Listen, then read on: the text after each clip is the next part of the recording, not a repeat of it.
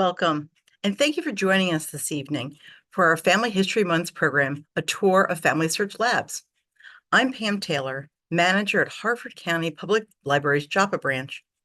This performance is being recorded and will be available at hcplonline.org on the HCPL Universe page for the next 4 weeks. Just a note, there is no handout for tonight's presentation since we are developing features in Family Search that will change. Now let's get on with the show. We're thrilled to have Dana Chou return to us this evening. Dana has volunteered for the past 7 years as director of the FamilySearch Center in Baltimore City. Her own family lines touch China, the British Isles, and Sweden. She's a longtime fan of mystery stories, which may be why she finds fun in untangling genealogy puzzles. Maryland family history is another favorite research area of hers, and she's an online genealogy expert. As you may know, Harford County Public Library is an affiliate library of her FamilySearch. Access to the enhanced digital content is available only in the Bel Air branch using the public library computers there. There is no remote access for in-home use. Dana will be using a PowerPoint during her presentation this evening, and you can adjust what you're seeing on your screen by using the screen view in Zoom. Please feel free to submit any questions via the Q&A feature in Zoom, and at the end of the show, I'll try to get to as many of them as I can. And we'd really appreciate it if you would take time to complete the quick survey that comes right after the credits. We use your input to choose topics for our virtual genealogy programming, so it is time well spent, and it takes just a moment. Thank you for that. And now it's my pleasure to introduce Dana Chou. Hi, thank you so much, Pam. Hi, everybody. It's nice to be with you again. So I'm going to share my screen. We're going to start out looking at FamilySearch Online, and then partway through the presentation, I'm going to switch to some slides so that we can look at some of the developing features as they are now and then as they are going to be as these features develop further. So let me go to the web here and share this with you. So this is the homepage for FamilySearch, my account homepage, and the top panel here is about building our family tree, and then I'm going to just scroll down to where the labs feature is, and just going to move the Zoom box out of my way and click on viewing the experiments, and then we'll be inside the lab.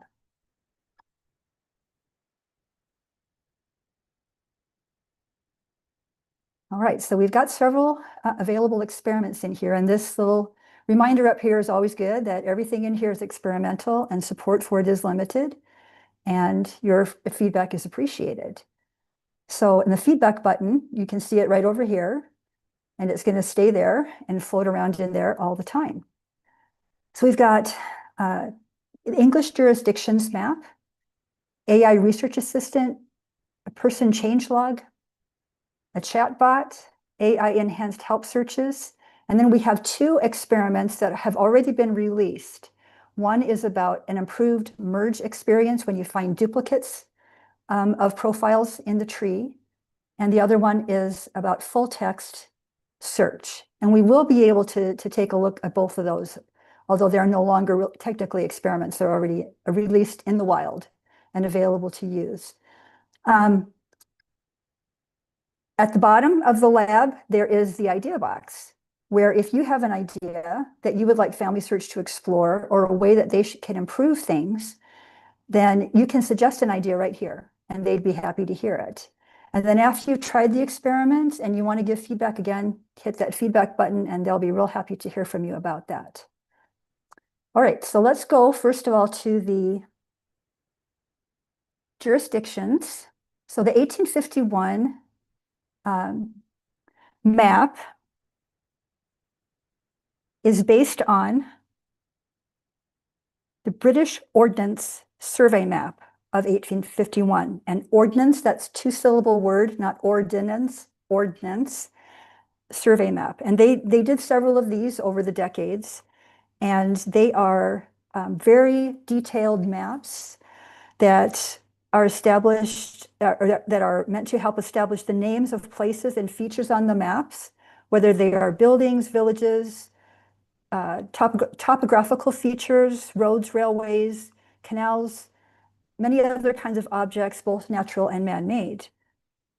And so the FamilySearch has had a version of this map in the FamilySearch Research Wiki for quite a while. And they closed it down several months ago in order to make some improvements to it. And so this is the point at which the improvements are now. It's still an experiment, and you'll see as we go along how it's not done yet. You can tell it's not done yet. Okay, so when you get here, we are in alphabetically the first parish in the list, Ab Kettleby. And we have a choice of looking at our side menu here as a parish, a county, or civil registration district. And we're just going to stick with parish for the moment. You can scroll through alphabetically these parishes with the navigation arrows right up here. Or you can put a place name in over here to go a little quicker to things. So it gives us a little bit of information. It says Ab Kettleby is an ancient parish in the county of Leicestershire. Hope I said that right. Created in, and then there's nothing there. So this is one of those, this is not quite done yet places. And then it says other places in the parish include, and again, there's nothing there. So we can look for that to come on with more information later on. Then conveniently, it tells us when record keeping began in this parish. PR stands for the parish records. They started those in 1580. BT stands for bishop transcripts. And those were just copies of the parish records that were provided to the bishops at certain intervals. So you get two shots at records in the parishes, one at the parish level and one at the bishop's level. And then it gives us a list of jurisdictions. So one of the tricky things about record keeping in the British Isles is that one little place like this Ab Kettleby parish is part of many jurisdictions. So there's a county, there's a civil registration district, a probate court, a diocese, a rural deanery, poor law union, a hundred, and a province. And 100, if you didn't know, is the amount of land necessary to support 100 families. So if you are in an area that has lots of arable farmland, your 100 is probably going to be smaller than if you are in an area that's hilly and rocky and doesn't have very good farmland. So that the size of 100 can vary widely. Then we've got options down here. I'm still moving my Zoom window around a little bit. That will help us find out more information about the parish that we're looking at. We're going to, and just in a second, we'll look at that. Let me just show you on this menu what happens if I switch to county. So it's going to give us information about the county pertaining to that. And there's not a whole lot there. Eventually, it looks like there's going to be a list of the parishes in this county. We can explore further information on these couple of links. If I switch to the civil registration district, there's even less in there. So again, this is not done yet. And more to come later. Actually, this county view, there used to be a whole list of parishes here when I was preparing this webinar, and just today they're not there anymore. And they weren't links, they weren't hot links, which I would have expected them to be. So maybe when they come back, they will be hot links. So you can just zip to a certain parish in the county. Anyway, so let's go back to the parish view. It will return to me. There it is. All right, and let's take a look at this option of Family Search Library Catalog.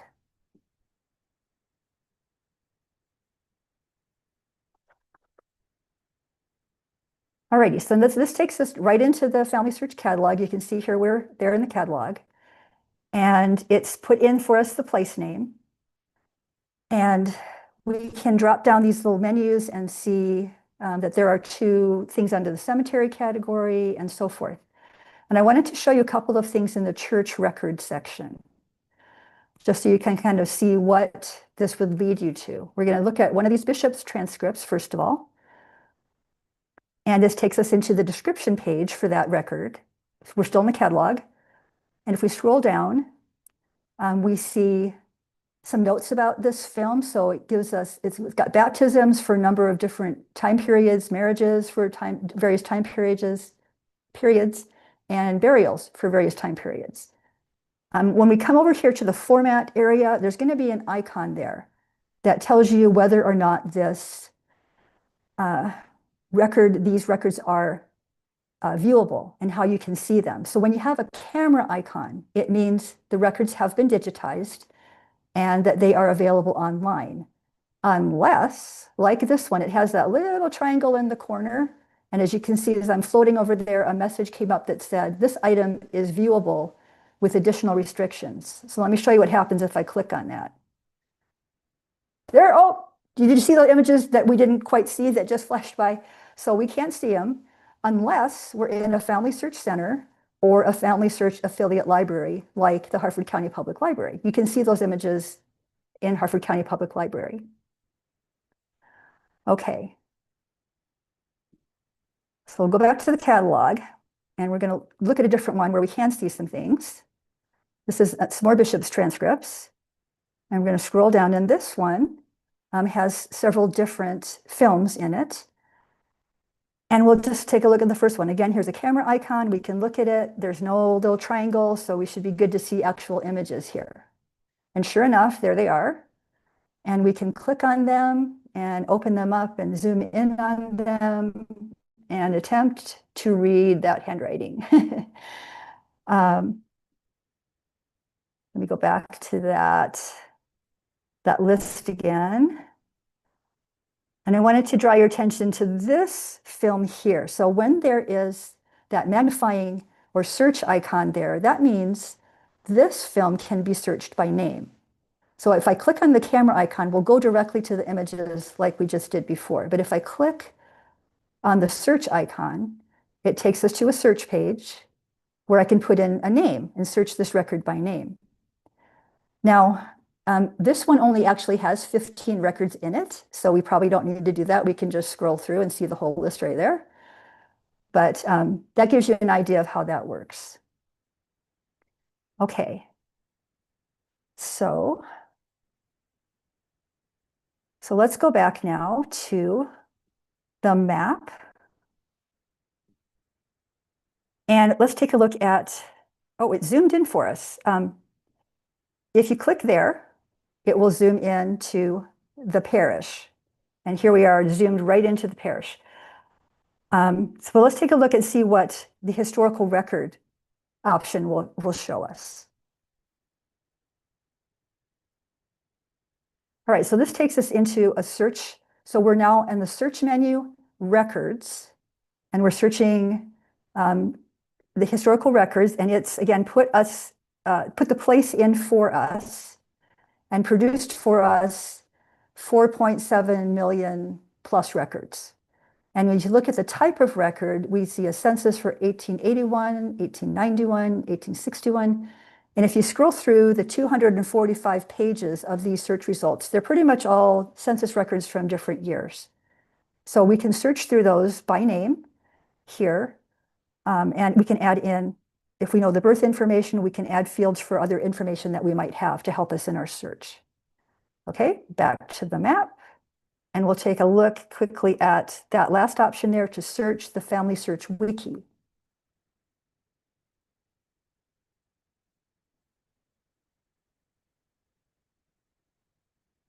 Okay, so here we are in the wiki.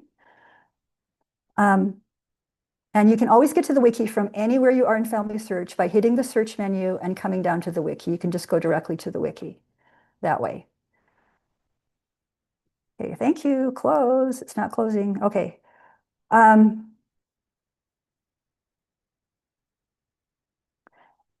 So you can see here the Ab Kettleby, Leicestershire, England page. And on this page, we've got a lot of information. Gives us some history. It gives us information about finding the parish, the neighboring parishes. Now here is a link to the map that we've been looking at, that 1851 map, right there on the page. And any other parish page you look at is going to have a link to that same map.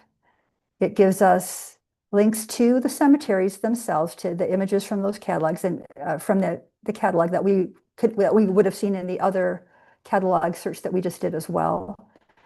There's also church records, and all of these are links that take you to these collections. It tells you, where's this collection? This one is at Ancestry. It will cost you money to go there if you don't have an account, and gives you that kind of information. So there's just lots and lots of information in the wiki that can help you to locate things that you might need. Okay, and here's a list of all the parishes that are links. So that, I think, is eventually going to show up on that map. Okay, now let's go back to the map. Now, in addition to this, the things on the right panel of the page, we also have some tools over here at the upper left. This one here opens up a panel that's called Layers. And you can see we have the parish and the county already clicked. If I unclick the county, nothing happens because this is an experiment. But I think what should happen is that that outline around the county would go away. And it's not actually doing anything. And if I click Civil Registration District, kind of nothing happens. So not everything's working yet. But the one area that does work, and I'm going to just zoom out just a little bit so you can see what happens here. I'm going to click Probate.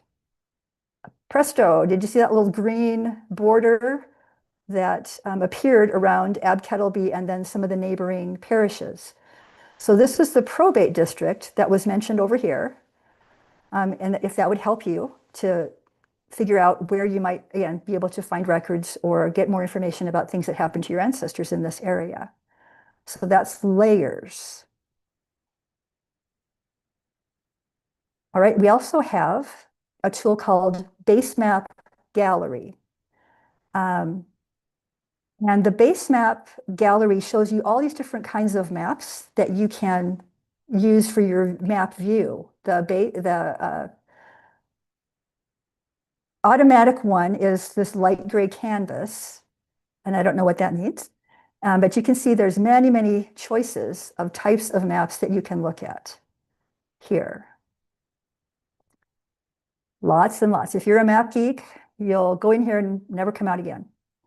But let me switch our view to this community map, just for fun. Now, the overlay just came over there. Now, all of a sudden, we've got green spaces that have appeared and water that has appeared, roads have appeared. And I'm going to zoom in on our little Ab Kettleby here. And look, buildings. We're going to zoom in right into the town of Ab Kettleby. And this is the primary school over here. And we have a church over here. And we got the names of the roads as they were in 1851. It's kind of cool, all the different things that you can see in this map view, the different features that might help you, again, understand the history and the experiences of your ancestors in this area. Okay. Let me zoom back out again so that we can look at the other tool up there, which is a measurement tool. And we've got two ways that we can measure things. So we select a tool to start. And the first one will give us straight line measurements. So see that little orange dot that's following the tip of my pointer around? So I'm going to click right there at that intersection. And I'm going to draw a line over to the middle of our little town of Ab Kettleby. So that distance is 1,800 some meters. Now we can change the type of measurement that we want to read this in. We can have all these different kinds of measurements. We can look at it in nautical miles even. So how many miles is that? 1.17 miles from that intersection in Holwell over to the middle of our little town in Ab Kettleby.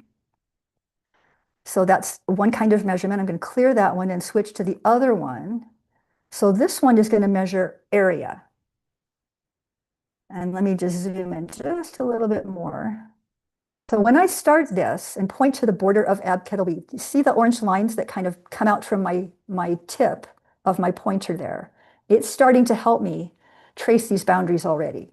So I click once and then I draw my line and I click again and it starts to, as you can see, measure the area.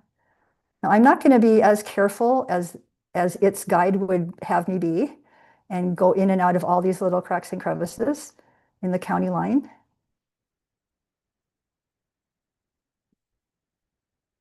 But I'll just quickly zip around here.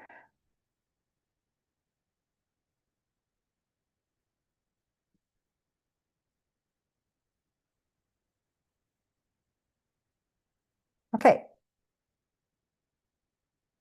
Get it to end. Sometimes I have a hard time getting it to stop. I'm double clicking to make it seal, and it's not doing it. But anyway, you can see that it's measured an area of 3.59 square kilometers, which, if we switch to miles, tells us that Abkettle is about 1 1/3 square miles. I can't get it to click into one spot there. Okay, there we go. So that's kind of a fun tool if you'd like to play with that and realize if this parish is 1 little square mile, how many parishes would there be in all of England? And wow, a lot of information in this map. Okay, so that is our map. So let's see, catch up to myself in my notes here. All right, so we're going to go back now to our experiments and move on to looking at another one. So we're going to next look at this AI research assistant, which is supposed to help us discover new insights and even new ancestors in a new way that hasn't been available before.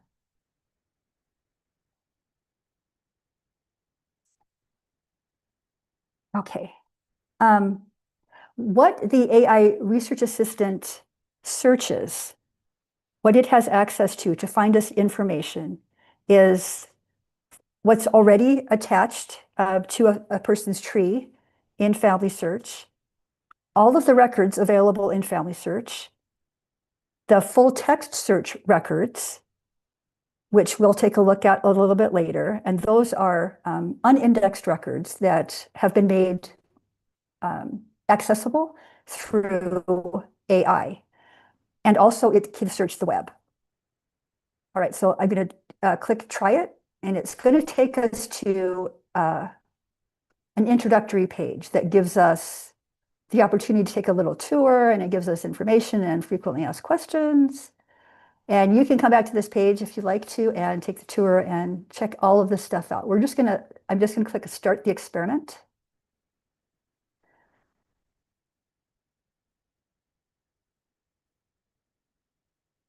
All right, now see what it did to my homepage there? This was the first panel in it before we turned that on. Now, the AI Research Assistant is the top panel. And this is one of the 2 places that you will see this tool, like right there, that you can click on it and use it, is on your homepage.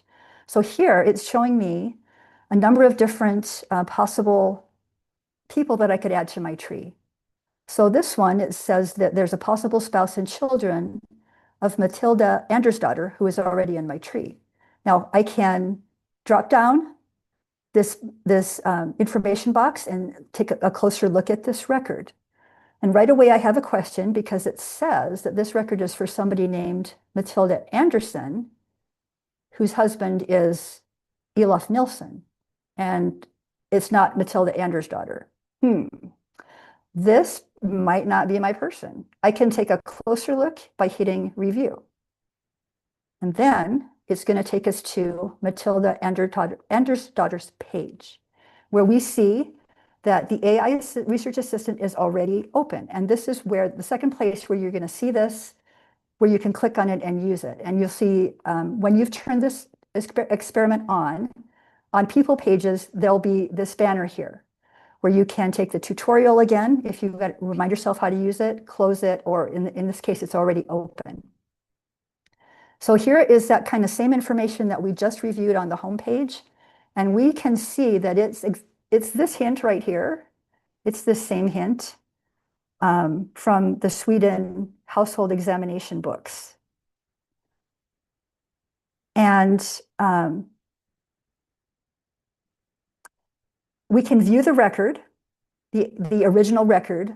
And since it's in Swedish, we're not going to do that right now because I can't really help you with that, understanding the Swedish. But if we think we might want to attach it or want to review it a little further, we can hit the review and attach button. And that's going to open up the source linker page for us, which shows us on the left side the information from the record, and on the right side the information that's already in Family Tree. So I just have Matilda here. I have her parents there, but she doesn't have a spouse in my tree yet or children. And these again are those possible people. But I'm not convinced that Matilda Anderson and Matilda Anders' daughter are the same person. So before I do that, we're going to have to look into that more. Or I can just rule that out as an idea. Okay, now let me take you to a different person's page, and we're going to play around with this a little bit more. So this is Martha Beaumont. There's an abandoned 19th century cemetery about a 20-minute walk from my house that I have done a lot of research on and researched the people and their family trees. And Martha is one of my cemetery people. So I know quite a bit about her. I've got 20 sources in here for her. And I was really curious. Oh, I've got to refresh her page, sorry, because I opened her page before we turned on the research assistant. So we got to refresh her so that we get our research assistant showing up here. And there it is. All right, so I was curious as to whether or not the research assistant could find a certain record that I've already attached as a source to Martha that is not indexed. I mean, it's one of those things that you can find in the full text search, and we will look at that a little bit. So I'm going to open my research assistant, and the chat that I've already done with it is still in there. It's saved in there. And so I asked it, first of all, to find an unindexed record for Martha. Now, up here, there are some suggested questions. If you wanted to just find out just generally genealogical information for her or find her parents, children, spouse. I already found all those things, so I'm moving on to my own question. And I put this in. So let me close that up there so we have a little more room. So this is the answer that it came back with for unindexed records. And it just gave me an overview of the records that we already have, that I already know about, and these are not unindexed records. So it didn't do a good job on answering my question. And when I was experimenting with this, before preparing this page for the presentation, I asked it that same question about unindexed records in several different ways. And because I know exactly where this unindexed record is, I gave it hints, I gave it some directions. It never found that record. And I finally asked it to look for Martha by her married name, which is how she appears in that record, in the exact film number and the exact image group number in the catalog. I'm telling it exactly where to look. And it still did not find that record. So that could be because, again, this is an experiment, and the experiment may not have access to all these records yet. So that may be why it didn't find it.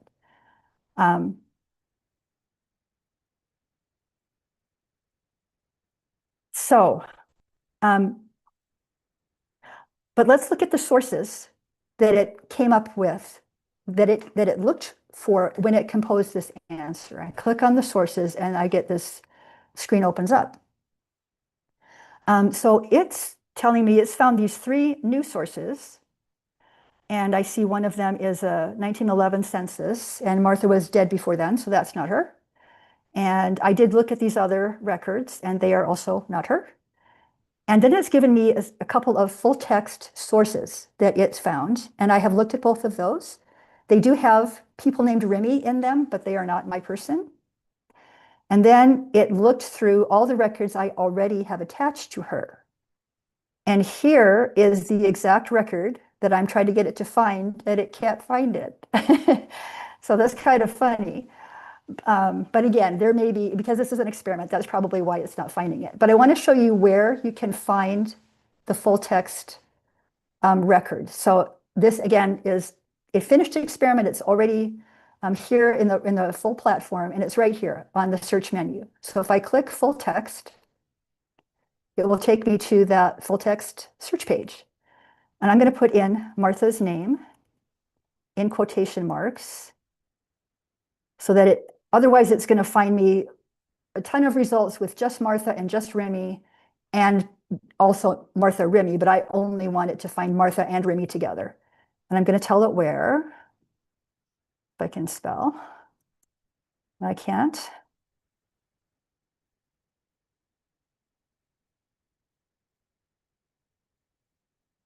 Baltimore County, there we go. And I'm going to give it some years. Whoops. Okay, and I do have that image group number, but I'm not going to give it that much. And we're going to see if it finds it. And presto, there we are. These are the exact records I was trying to have it find for us. Let me show you what full text search does with these records, which are, again, not indexed and are in handwriting. So here is the page. These are church records. Martha was a founding member of the Presbyterian church that's in this little town called Dickeyville, which is about a mile away from the cemetery where she's buried. So it highlights for us where her name is on the page. And it also creates a transcript. So this is computer generated transcript, and it's not going to be perfect. But if you have trouble with handwriting, or you just get tired of trying to read 19th century handwriting, then you get a little break over here, and it provides you with this. Other features that full text search can do, it can generate summaries of the records, including names and relationships found in them. It can search for fields for year, place, and image group number, because again, these are not indexed records, and the way that AI keeps track of them is by their digital record numbers. It has access to almost 2 billion records from various countries and in various languages. It has the ability to search by specific collections, and it can translate records from other languages into your preferred language. So full search is definitely a tool that you want to use if you haven't already looked at it. Okay. All right, we're going to switch now to another page here. This is Martha's husband, Adam. And I wanted to try out the AI assistant on Adam as well. I have got to refresh him as well to get our assistant on the page, because I have not found Adam's parents. And I wanted to see if the assistant could help me do that. So I did a search in here, and I asked it who were Adam and Remy's parents, and I picked that from their suggested menu right there. And it found nothing, which means I did a good search, right? It didn't find stuff that I hadn't already found. It didn't find things that I could have found myself. But we'll look at the sources again. And again, it came up with some full text sources, which I looked at, and they are 2 out of 3 are not him, but one of them is him, and it's a source I had not come up with yet. So here we are. We can zoom in on this. And here he is here, Adam Remy. He was 42. He was white. He was a spinner, and I know that's accurate. He worked in a textile mill here, and he was born in Maryland. And this record is in 1863 Civil War military registration list. Now, Adam at 42, I have no evidence that he served, but he registered just like everybody did. Okay, so those are some examples of how the AI research assistant can help you on your homepage and then on people pages when you go into looking at different profiles. Okay, so let's go on and look at another one of our experiments. And we're going to take a look at the merge experience. This is already released also, but we can take a quick look at this. So I found us a great example and a merge that we can actually go through and do right now tonight. And we had our Family Search Center relocated a couple of months ago, and we had an open house. And as part of our open house, we invited a community leader to come into our open house, and we did a like finding your roots kind of experience for him, and researched for him a family history question that he had. And so this is one of his ancestors, and I built this tree out for him, and you can see my name on the change list. I'm the one that made all these changes and built this page. So when I looked at this page earlier, I found that the child in this family has been duplicated. So we've got two William Brookses who were born in 1941 and who died in 2017. So we can merge these two guys. So this is the first one, the one that I made. And this is the other one. And this was added by a descendant of this family. And this was the gentleman for whom we did the Finding Your Roots kind of experience. And I can tell that because I recognize his identifier here on the change log. He created this person. So this is the way he would like his ancestor to look. So what we're going to do is merge these two, and we're going to do it.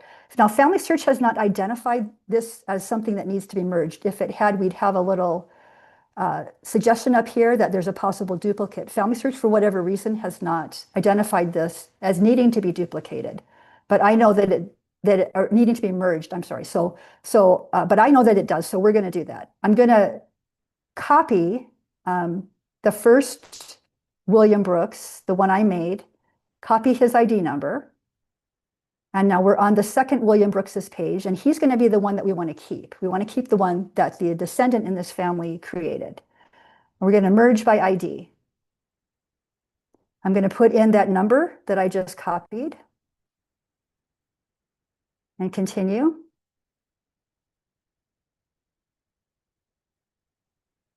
Okay, and now it's going to show us some steps. Oh, you know what? Did I turn on? Oh, this should be happening anyway. Okay, never mind. All right. It says these persons may be twins. It's giving us a warning. They're not twins. Okay. So this is the person who's going to disappear and who's going to be merged into the survivor over here.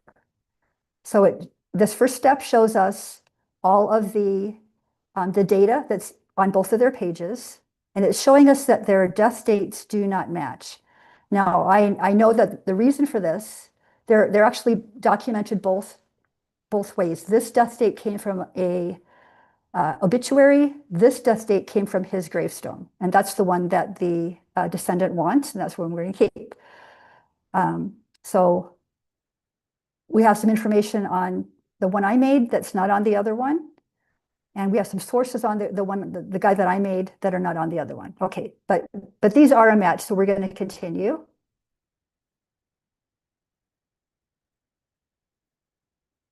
Now we're going to turn on the new merge experience right here.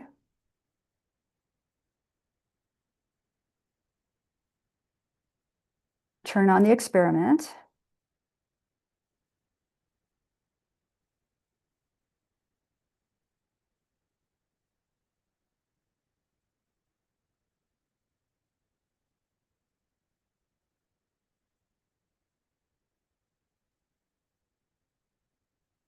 What?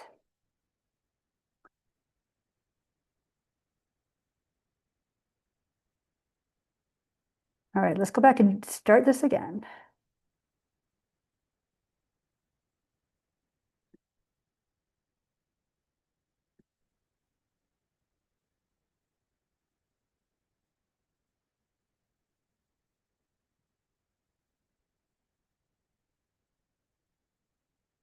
See if we get the improved merge experience or not. Looks the same to me. All right, it's not giving us a new merge experience. But you will get a look at it later. Anyway, you do get it at least to see what the merge experience is like. All right, so on this second screen, we can change information from the person who's going to disappear and move it over to the person who's going to survive. And so we don't need to do any of those things. Everything over here is the way that the descendant would like it, and that's fine. And it's already moved over for us some of these things that weren't over there before. And we're going to keep all that and continue. And it's going to ask us for a reason why we think the merge is correct. It gives us some answers we can just pick from, or we can write our own reason.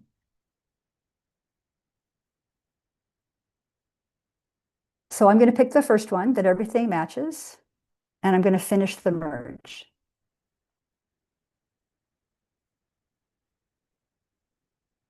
And now, when we go down here and look, there's only one William Brooks in the family now. So we did it. We did the merge. I'll show you later on another screen what the new merging experience is supposed to look like. And I don't know why we didn't get it here, but we didn't.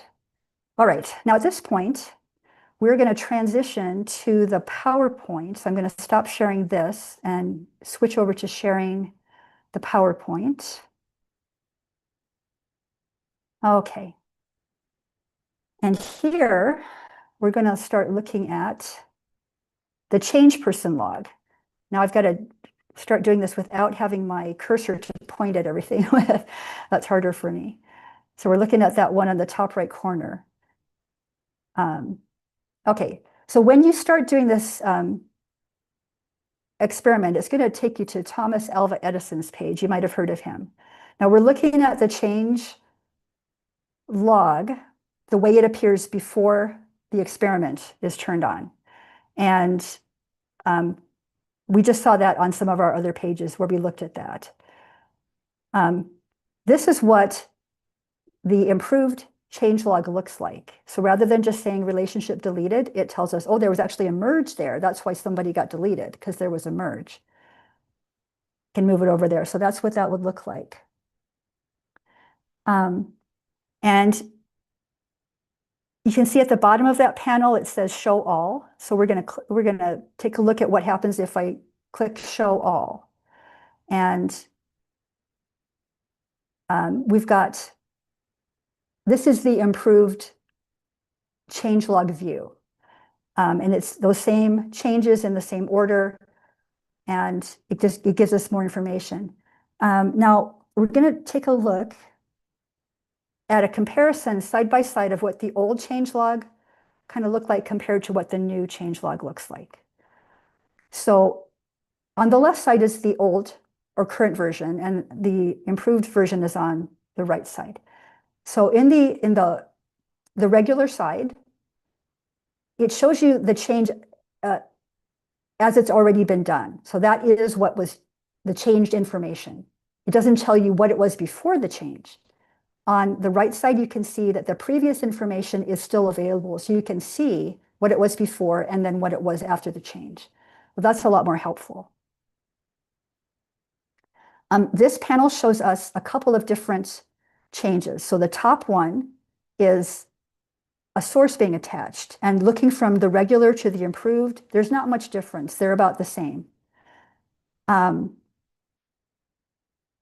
second one is that example of a relationship deleted compared to, in the improved version, the description of it being a merge. So if we were just looking at this on the left side, we would see that the mom and dad, Jose and Maria, their child Merced, and I'm going to call her Merced DQ3, that's the last three letters in her ID, Merced DQ3 got deleted from the family. When we look at it on the right side, what we see is that Merced DQ3 got merged into Merced PK2, or PKZ maybe. It's a little fuzzy. And that's why we lost Merced DQ3, not because she was deleted from the family just because there were duplicates and she was merged into another profile. And the reason is mentioned there underneath Merced DQ3 on the right side. The reason duplicate created with incorrect information. So those were merged. So that gives us kind of better information about what happened in that change. This last panel is another merge example.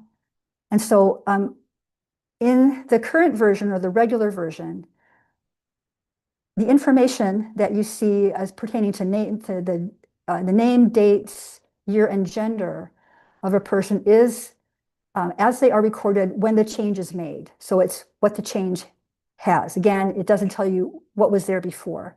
Looking on the right side, we can see that the surviving John Graves used to have different birth and death dates than he did after the change. So that's, again, a little bit more information, a little better analysis. Now, on both of these views, you can see that there's a blue link where you can drop down a merge analysis on the left side, or it's called a view merge on the right side.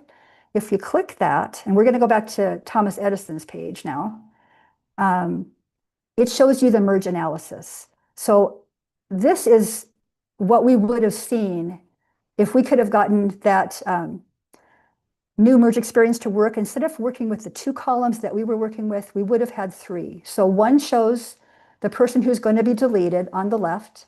The middle is the person who's going to survive. And the right is what the surviving person looks like after everything's merged together. So we get the person and their portrait, we get their vital information, we get their family members, and scrolling down, we get their sources, and we get the information about their initial contribution, like the date that that profile was created. Okay, so that kind of gives you a better look at what that improved merge experience is supposed to look like.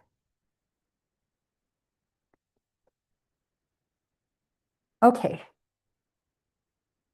All right, going back to our menu now, we're going to move down and look at the Ask a Chatbot feature. Now, the chatbot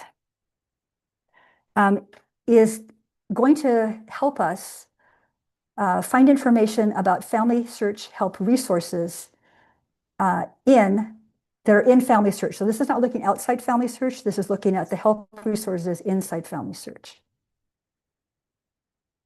Now, the existing help and learning area looks like this in Family Search. And you can always get to that. You can see up in the upper right corner, there's that icon with the question mark in a circle.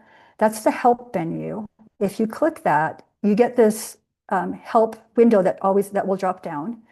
And you can ask a question in there, and it will give you some suggested questions as well. And then toward the bottom there, you can see a link for help and learning. So any page you're on in Family Search, you can always get to help and learning by just dropping down the help menu right there. Okay, now here's the help and learning with the chatbot turned on. You can see that get help button down in the bottom right corner. As late as yesterday, that button wasn't there. And while I was trying to prepare this webinar, I kept trying to turn on the chatbot, and it was telling me this button should be there on this corner on pretty much every page, and it wasn't there anywhere. And I was going to have to come here and tell you we can't look at that. But yesterday, it popped up. So there it is. And if we click on it, we get a chatbot window that opens up, just like you do on so many other web pages, right? So it comes with these 4 kind of pre-programmed question areas, and then you can ask your own question as well. I just want to take a quick little tour with you through these 4 main help areas and just show you what's in there. Okay, so the first one is account help, and we can look at my account or my family tree. Let's look at my account. And under there, we have another couple of choices. Let's look at reset password. And it gives us a link to where we can reset our password, if that's what our problem is. Backing up to updating our account settings, it gives us a whole answer there for how to do that, which is correct. Backing up to, on the right side, to that right panel, looking at my family tree, that question, it gives us again another couple of choices here. We can fix incorrect information in the tree, or we can learn more about the tree. So let's fix incorrect information. Now, the answer it's giving here about that is very general, because obviously there are very many specific types of incorrect information problems that we're going to come across, and it can't answer every single one of those. But this is just some general information, which is correct at least. And then to learn more about family tree, oh, I'm sorry, scrolling down on that, fix incorrect information, it gives you the sources that it drew its answer from, which may provide you additional information. Again, and then the learn more about family tree gives you some, again, general useful information. All right, so now we're going to go back to the second of those four major areas, which was research help, and I'm not going to go through every one of those with you.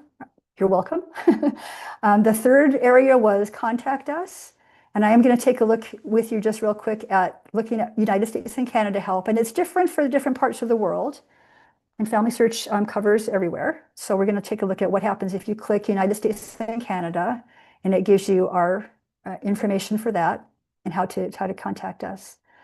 Then the fourth of those main chatbot coverage areas was FamilySearch Center premium content. Now this one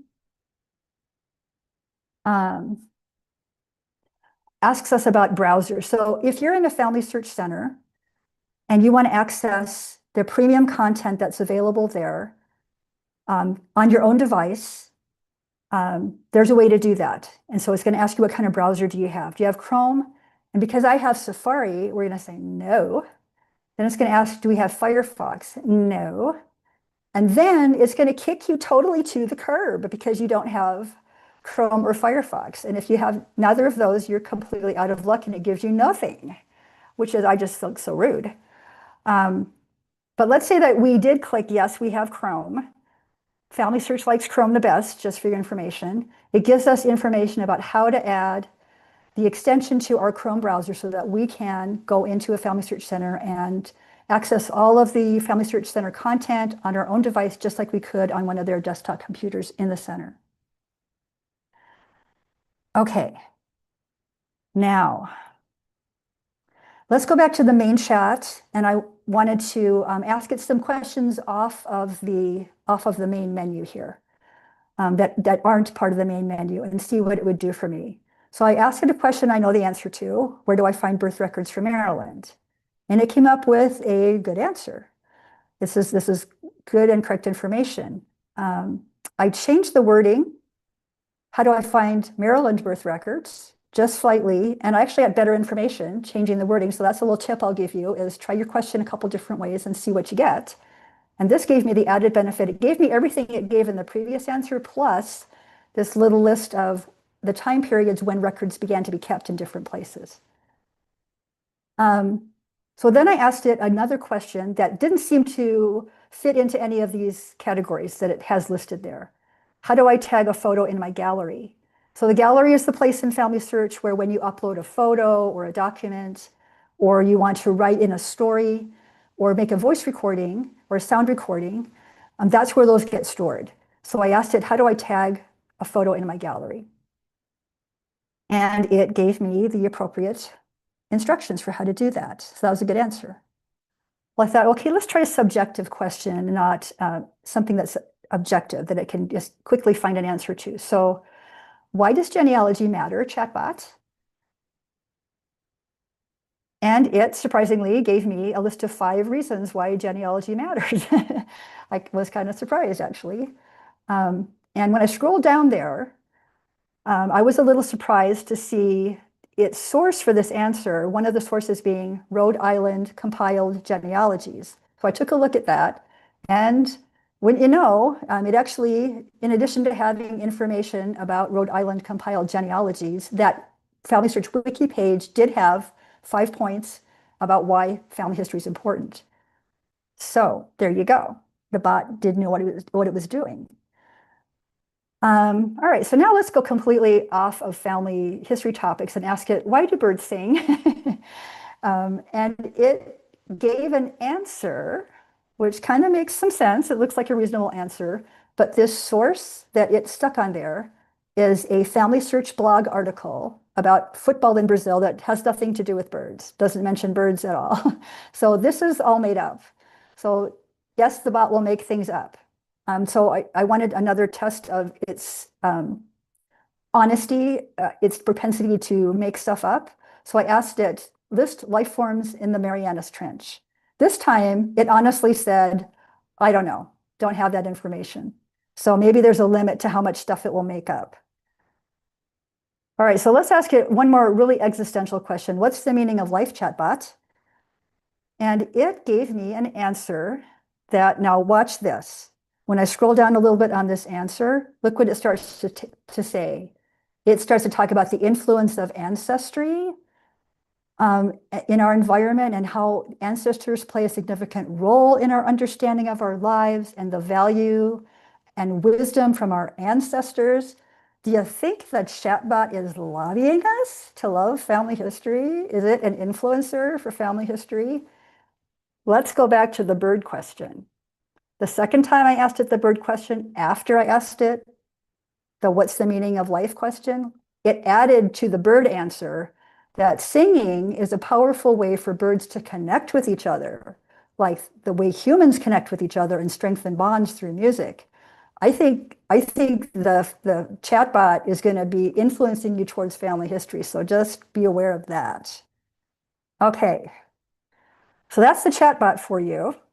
I wasn't able to trick it too much, and I wasn't able to stump it, really. All right, let's go on now and look at the AI-enhanced help center searches. Now, this again is looking at internal FamilySearch help material to try to help you find answers to how to use the site and how to navigate in the site.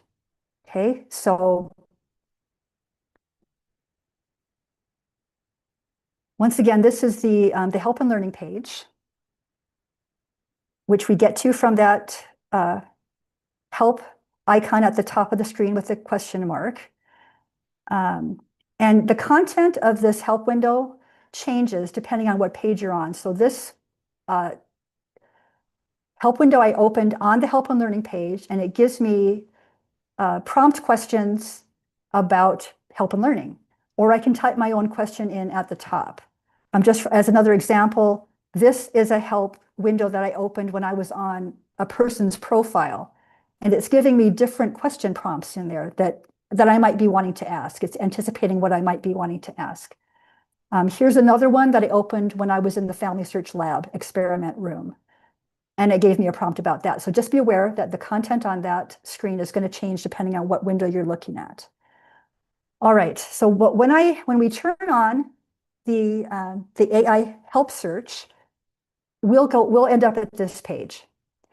If you want to look at a little tutorial, a little demonstration about this page, you can click on the link that's right there under what can I help with? It says AI assisted search with the little information icon. That will just run a little demonstration for you if you want to see that. But let's just start typing in a question. So I just put the word how in because how do I would be a natural way to start a question, and it will begin to offer you some possible questions that you might want to ask. Right now, it looks like it's limited to 5 possible question prompts for you. I imagine that as this experiment develops, there's going to end up being a scroll bar there, and there'll be many other possibilities. But right now, it looks like it's kind of giving you limited prompts. I put the word vital in. These were the responses that it gave back about that. And again, it's alphabetical there, obviously, starting with Alaska. So we should probably have a scroll bar there, right? And then one more as a place name I put in, and I got those prompts. So that's how that looks. Now I'm going to run through just a few actual questions that I put in. The the thing with this AI assisted search is that it's meant to accommodate just natural speech. Honestly, that help and learning page that we've looked at several times, that historically has not been super helpful when you type in there. And I wanted to just compare a little bit between that and the experiment and see what the results look like as we compare those. So my first question in the AI experiment was circled in yellow there. I want to view a microfilm that's not online. What do I do?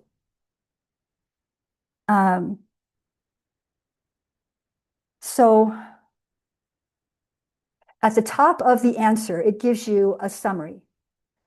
And this summary I found not especially helpful. It didn't tell me anything specific I can do to get access to this film that I want to see. The number one article that it listed here for me to look at, and you can see that it searches the research wiki and the FamilySearch blog and help and learning resources to find these materials to refer you to. So that first article that it gives us to look at as a help article, I looked at that. Actually, that is very helpful to answering my question. The remaining search results that it gave me were not really at all helpful. It was the same answer that the help and learning gave me when I looked there. So this is my second question. In my family tree, my uncle is married to his mother. How do I fix that?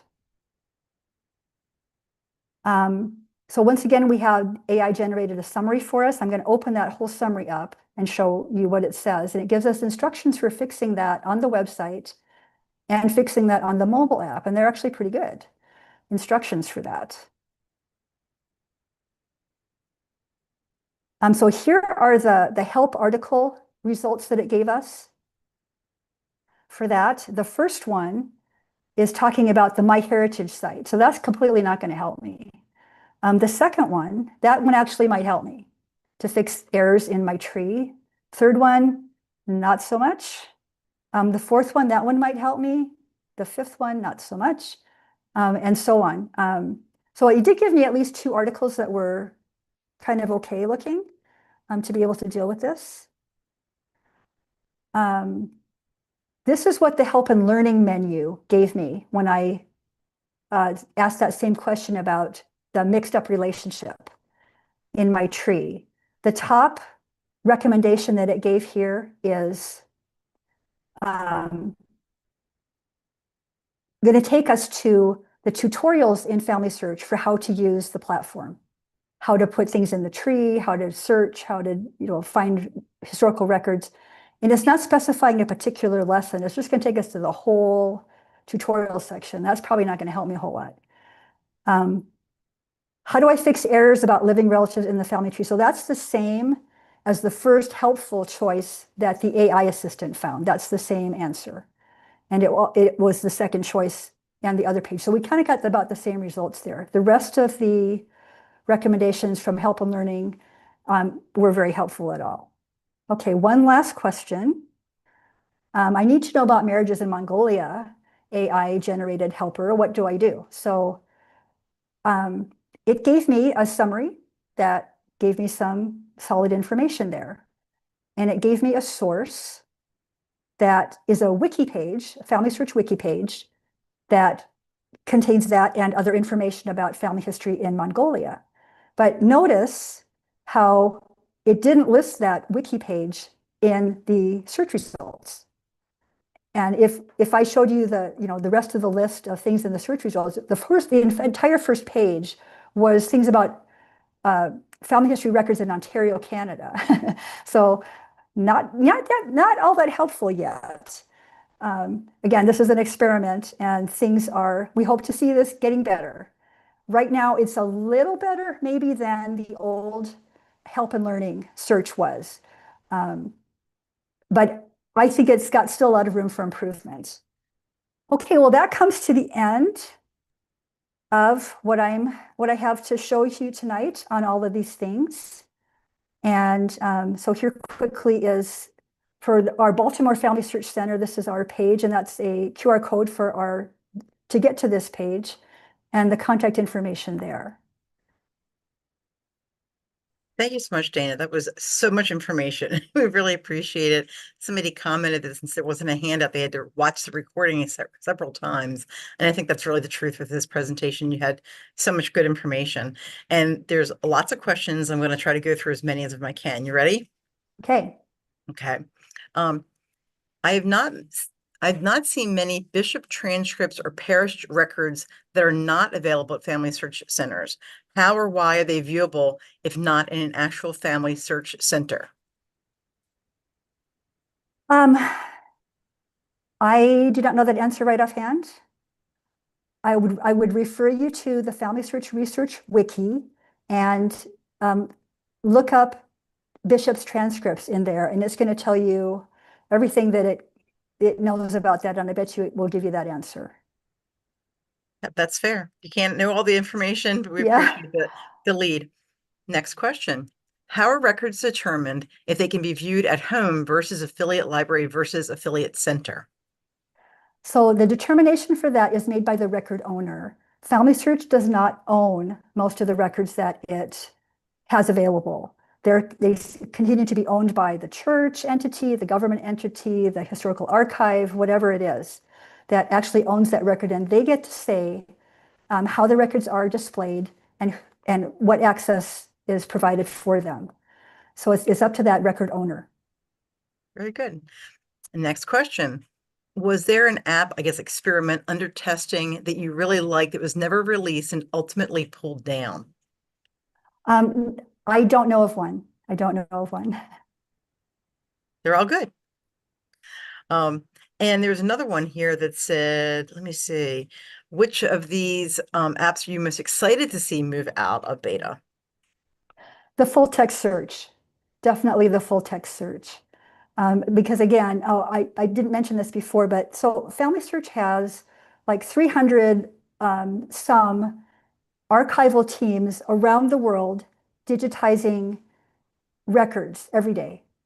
And those records can be uploaded immediately to Family Search. And yet it takes so long to index them and to make them searchable. But now that we have that full text search, it can, by computer, index things so much faster and transcribe things so much faster and find the names, the places, the dates, the things that we're most interested in when we're looking for genealogical information, and they become searchable. So when that was released and it got access to the billions of records that are there that are not yet indexed, that is so exciting. And I have used that to find things in like wills, probate records. Again, those things that are just, they're handwritten, they're really hard to fight your way through, and just find that name or that relationship. And that full text search is doing that stuff for us and helping us find all those things so much faster. Yeah, that was incredible to see when you showed us the example. Next question. Are the AI tools proving more help or hindrance? I think you just answered that question. Well, the one that's released is definitely more help, but the ones that we looked at that are still experimental, I don't know that they're that helpful yet, honestly. So we have to keep our eye on them and see if they wow us later when they actually come out. Okay. And you may have already answered this, but I'll ask the question anyhow. What can I access on Family Search via partner site like HCPL that I can't access over my internet connection? Um, the one thing, well, so if there's when you're on a person page, there's a panel over on the right side that lists the partner sites that Family Search has agreements with. If you have accounts at those centers, at those other sites like MyHeritage and Ancestry and Find My Past, then you can click those links directly on that person page and it'll open you up a new window and the other site, and then you can continue your search there without hitting a paywall. Now, if you don't have an account, you're going to hit a paywall. If you come into a Family Search Center, you can view all those partner sites without a paywall for free. If you come into an affiliate library, and this has nothing to do with Family Search, it's just because affiliate libraries, they have their own family history resources available. So Harford County Public Library has great resources available, and you can view many of those sites for free in their library. Excellent. just because they're nice. Yeah, we Yeah. are. What can I say? Next question that I have. And this is probably a tangent, but we'll ask it anyhow. Has there been any tie with the church leadership transitions? Have they influenced Family Search's priorities? Is there any impact with the new president coming in, or do they have nothing to do with Family Search? They could have an influence. They could change priorities, and they have not, as far as I know. And I don't expect that there will be any difference or any change in focus Oh, for very Family good. Search. Very good. Um, Here's the next one. Does Family Search have any tools that help prevent newcomers from heading down research dead ends? Uh, I can't, no, I can't name you a tool that would prevent you from doing that. Just wishful thinking. Yeah, wishful thinking. It's just there's a lot of help available on Family Search. So remember that with Family Search, you have live phone help available. If you go to the Contact Us link on that drop-down help menu, you can get the information for how to call in, and a Mm. real person will answer you right away and help answer your questions. There's also the in-person help you can get at a Family Search Center or at an affiliate library. And you can also email if you want to email in a question. Lots of good resources there. Here's another question. Are AI tools already being used to read and index source documents? Yes. So Family Search used to use volunteers, people, to index material. And there was a whole program available, and anybody could volunteer and participate in Family Search to do that.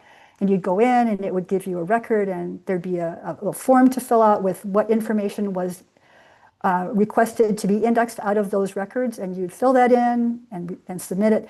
That's all gone. Humans do not index in Family Um, Search anymore.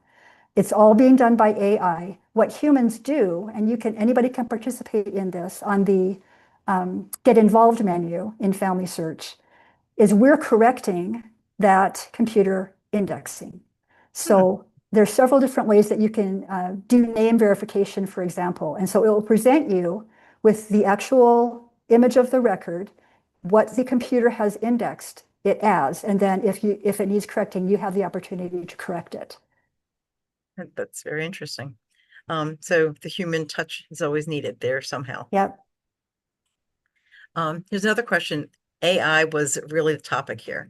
Do you see AI primarily as an assistant to support genealogists, or is there a concern within the field that certain roles in genealogical research will be replaced by AI in time? Um, well, I suppose that's possible in a really long time. I mean, you could see again how much there are baby steps Hmm. to the AI that we looked at tonight, and how it needs to really be steered and pointed and given a lot of training to be able to do what we need it to do. And even then, even now that again that they've completely eliminated human indexing in Family Search, they know better than to not have human uh, proofreading Yeah. of that work. So, and certainly, when we looked at that AI assisted research, and it showed me all those people that it thought I could add to my tree. And the very first one we looked at is probably not even a match, right? Hmm. It was Martha Anders' daughter and Martha Anders' son, not even the same name. So, AI is a long way to go, really, I think, Yeah. before we have to be worried about it taking over genealogy. Great, great, great. Um, so here's another question that's just about genealogy. Have you ever gone down a research rabbit hole, investing time, making connections, getting excited, only to discover later that it was based on a false lead? If yes, how did you redirect? And do you have any advice that you would give for recognizing those dead ends early? Oh, I think we all do that. We all do that. Um, you know, it's not all bad when that happens, really, because sometimes you need that to rule a line out, to rule a line of inquiry out, or a family line out, or a person out of your scope of consideration, and have proved to yourself, no, I've thoroughly gone through that one, not the right person. not the right family line, not the right location. Sometimes that's not a bad thing, even though it seems like, wow, I put on all the time and I got nothing. Actually, you did get something. You did find out that wasn't the right place. Mhm. Yeah, thanks for that. Yeah. Have you or Family Search seen an influx of people looking for family connections in order to qualify for EU passports? I don't know about Family Search. I'm not an employee of Family Search. I'm just a Mhm. volunteer who runs a local Family Search Center. So I can't speak for them. I certainly have had a few more calls of people who are trying to establish dual citizenship. Yeah. It's very interesting, very timely there. Yeah. Um, do you know what AI platform the Family Search AI tools are built on? Oh, I do not know that. But you can send them an email and ask them. They'll tell you. Very good, very good. Yeah. And we had a question come in early that's not Family Search, but I'm going to ask you anyway. It says, my first Woodson ancestor came to Jamestown in 1619. He was married in England before he came here. Ancestry lists a child called Hidden Woodson with no other information. Any idea what this might mean? No, not something I've come across before. Um, yeah, I would run to full text search on that one Mhm. and put in those people and put in that name hidden if it's a name and just see there might be something. Yeah, that's Yeah. all the questions that I see at this point. Okay. So I think unless you have some final comments, anything that you want to mention before we say goodnight? I'll just thank you everybody and thank you for this opportunity. I appreciate it. Well, we appreciate you coming back. This is, I think, the second time you've done a presentation for us, Yeah. and we really appreciate you coming back to us. It was really well received. The comments are a lot of kudos to you and saying what a great informative presentation this was. And again, they're going to watch it over, to get all the bits and pieces out of it.